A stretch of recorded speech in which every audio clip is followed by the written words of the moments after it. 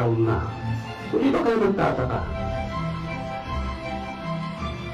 3,000 lang ang personal, ang tauhan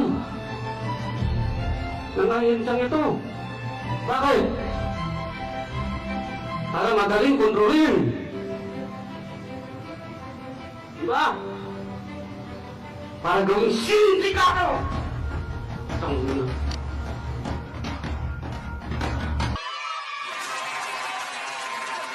Ayan, isang magandang araw sa atin lahat mga kababayan, mga kasolid. Maligayang pagbabalik sa ating channel. Sa araw na ito mga kababayan ay mayroon pong medyo nakakalungkot po na pangyayari. Ano ho? Ang isa po sa most wanted na suspect dito nga po sa pagpatay kay Percy Lapid ay pumanaw na po or nasawi na po dito mga kababayan. Aalamin po natin kung sino po ito, ano ho? At yung update nga po dito sa mga taga Bucor, no? Alam naman po natin na ito pong si General Bantag ay nanggaling po diyan sa Bucor, ano ho?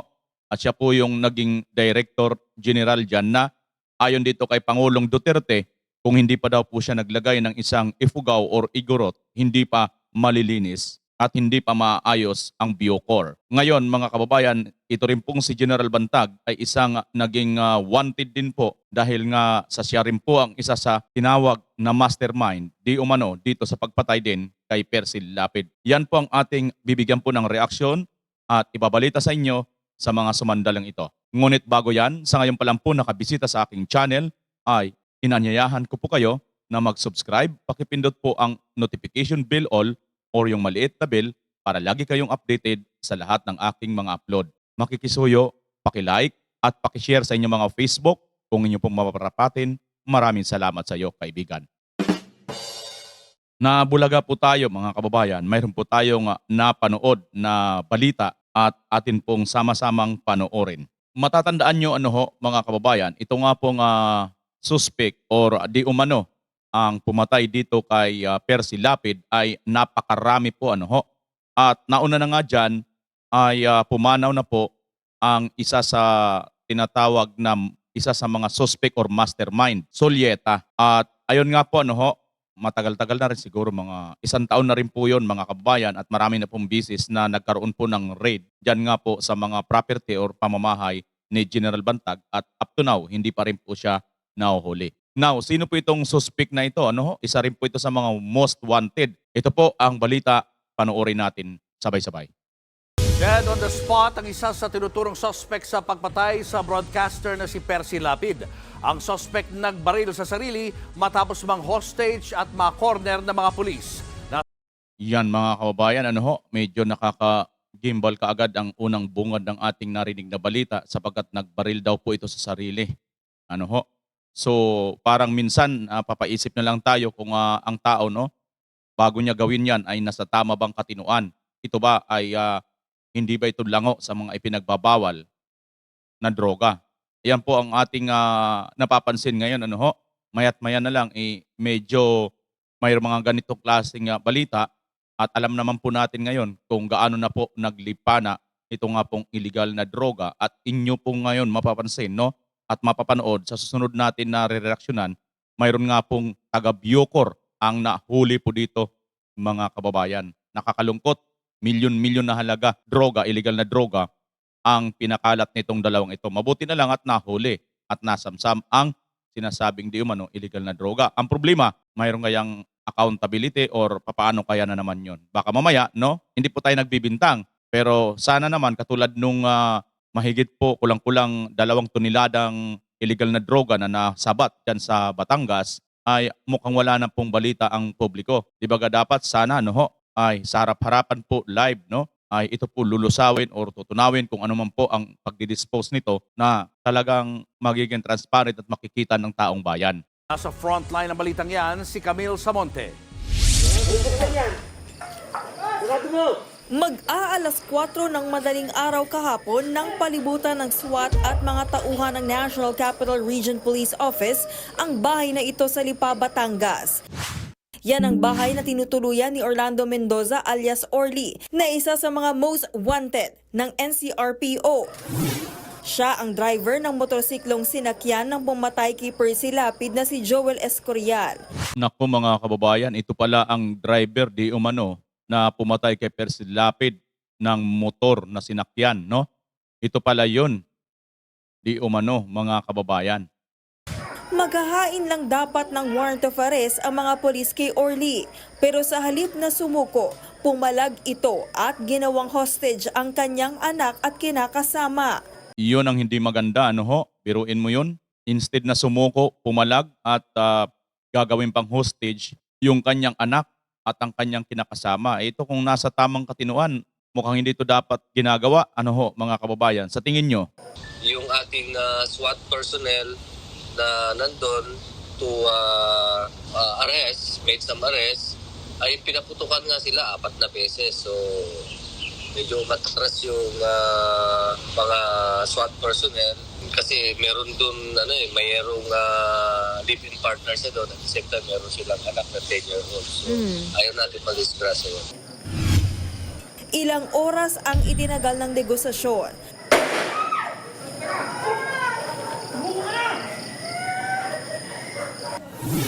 Kalaunan, nakumbinsi rin si Orly na pakawalan ang mga hostage ng aktong papasukin na siya ng mga pulis. Biglang umalingaw-ngaw ang putok ng baril.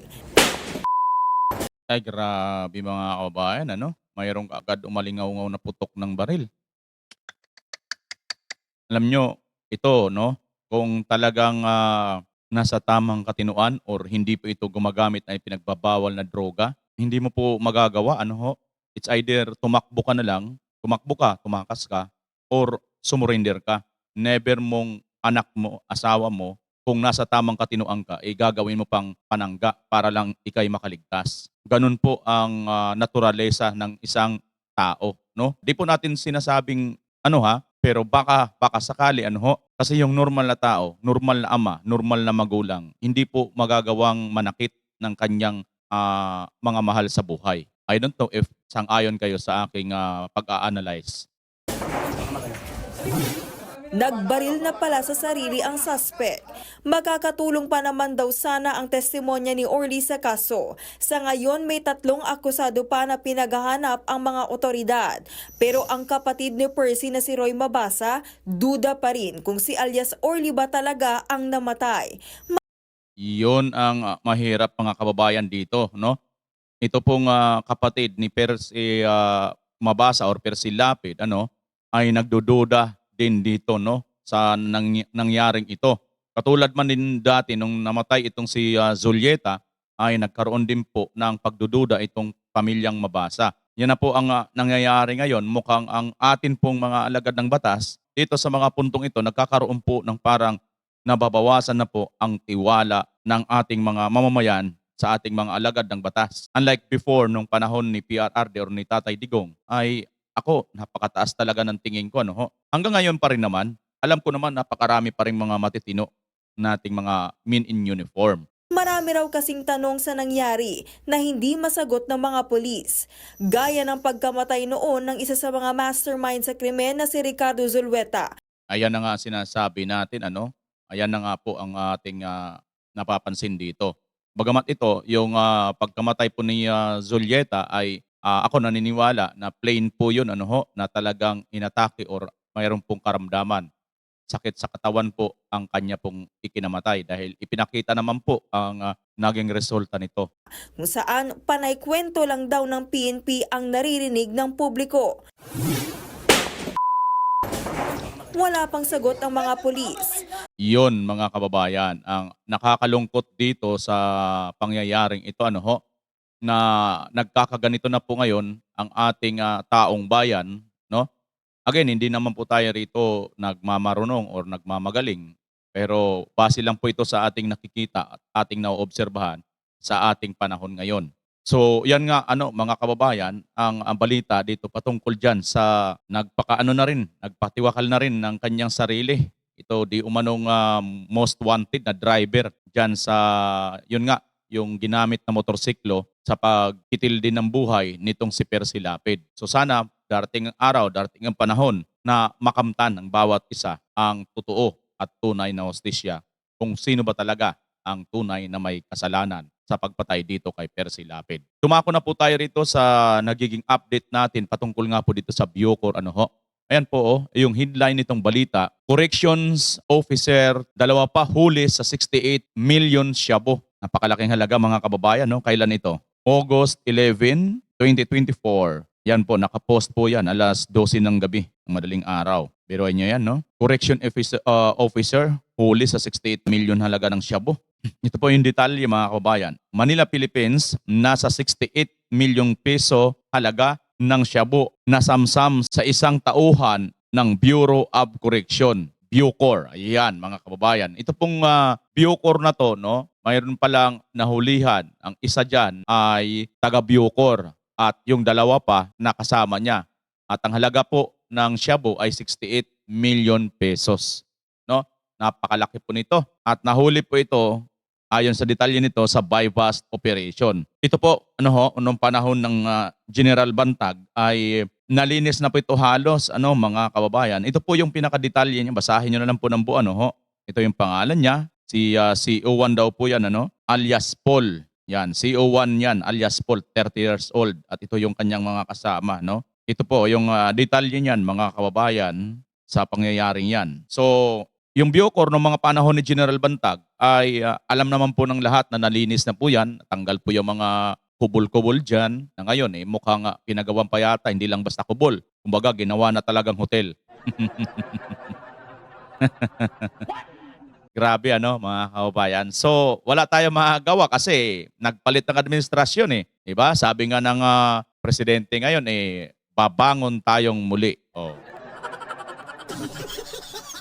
Kaya hindi po natin malaman kung ano po talaga ang nagsibangon, mga kababayan. Tingnan nyo po itong isang aking ipapapanood sa inyo, ha. Mabutit na lang nandito si Batag. Yung tumindig ka nga para makilala ka. Yan ang nilagay ko sa munting lupa. Yun. Nga. Ayan. Yan mismo, si PRRD ang nagsabi na yan si Bantag ang kanyang nilagay sa Muntinlupa. Mabutit na lang nandito si Batag. Yung tumindig ka nga para makilala ka. Yan ang nilagay ko sa munting lupa. Yun. Ngayon, wala nang Figure can sit down. Pulis ito. Na demanda ito kasi yung isang silda puro durugista. Ayaw ko, basta istasyonan, nabitaw ng 2 granada, ubos. Mhm. Sabi ko, demanda ng multiple murder. Kung nalaman ko, sabi ko, fulfillment of duty yan. So, acquitted yung kaso. Sabi ko talaga, tutulungan ko. Siligay ko ngayon sa Muntinlupa. Pare, wala nang rayot-rayot. Are you an ifugaw, no? If ifugaw ka. Hindi ko nilagyan ng ipugaw, hindi matino. Ngayon malinis ang behave talaga lahat ng priso. Ayan, mga kababayan. Si PRRD mismo ang may sabi. Ngayon, malinis na. Behave talaga ang preso. Pero nang mawala si General Bantag, ayun, may kataruhang hindi malaman kung paano nakasuot doon sa ilalim ng truck ng basura. Buti hindi naging giniling na karne. Hindi siguro tinablan dahil puro buto Laman lang ang ginigiling kaya hindi siya nagiling. Joke lang po yun. Joke lang yun. Pero sa totoo lang, hindi malaman talaga kung paano nakatakas yung kataruhan na yun, Grabe, mga kababayan, samantalang pinaghirapan ng isang Tatay Digong, ng isang PRRD, at ng isang General Bantag para malinis yung Bucor na yan. Kung ano po ang inyong mga komento, suggestion, opinion sa atin bidyong napanood, paki-comment nyo po dyan sa baba. Muli, maraming salamat sa Diyos. This is Bimar Channel. Pansamantala, magpapaalam at tayo magkita-kita sa susunod na pagkakataon kung luluobin ng Panginoon. Kung galit ka sa droga, ano pang hinihintay mo? Magbantag ka. At syempre, Pilipinas, as always. Bye-bye po.